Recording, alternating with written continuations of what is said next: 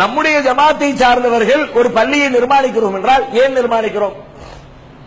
வெறுமனே 5 நேரம் தொழுதுட்டு போறதுக்காக வேண்டி நிர்மாணிக்கிறது கிடையாது. அதுக்கு எவ்வளவு இடம் இருக்கு, தொழுதுட்டு போயிடலாம். அதுக்கு இவ்வளவு கஷ்டப்பட்டு பள்ளிவாசலை கட்டி தான் தொழுகணும் அவசியம் இல்லை. வீட்டில் இருக்கிற மொட்டை மாடியில் கூட தொழுதுட்டு போயிடலாம் 10 பேர் சேர்ந்து. ஆனால் ஏன் இதை செய்தோம்? இதற்கு முன்னால் என்ன செய்து கொண்டிருந்தோம்? ஏகத்துவத்தை மக்கள் மத்தியிலே கொண்டு போய் சேர்ப்பதற்காக பாடுபட்டு கொண்டிருந்தோம். மக்கள் ஷிர்க்கிலே மூழ்கி இருக்கிறார்கள்.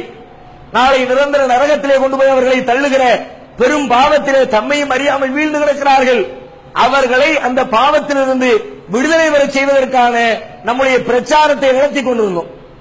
நமக்கென்று ஒரு இடம் இல்லாமல் தெருமுனைகளில், கூட்டங்களில், ஆங்காங்கே கிடைக்கிற இடங்களை பயன்படுத்தி மக்கள் மத்தியில் பிரச்சாரம் செய்து கொண்டிருந்தோம். இப்பொழுது நமக்கென்று ஒரு தளம் வந்திருக்கிறது.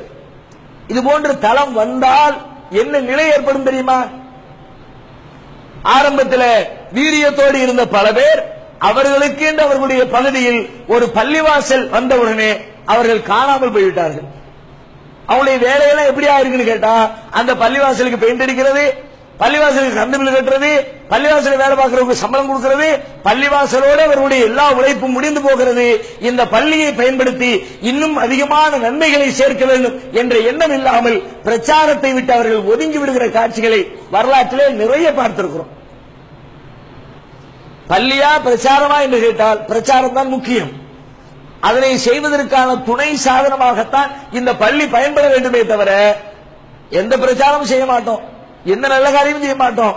வெறுமனே 5 வக்துக்கு பாங்கு சொல்வோம், மோதினார் சொல்வாரு, இமாம தொலைப்பாரு, அதற்குத்தான் என்று சொன்னால் உங்களுடைய பணிகளை எல்லாம் இதற்குள்ளே சுருக்கிக் கொள்வீர்கள் என்று சொன்னால் பெரிய நன்மைகளை அறிந்து கொள்ள முடியாது.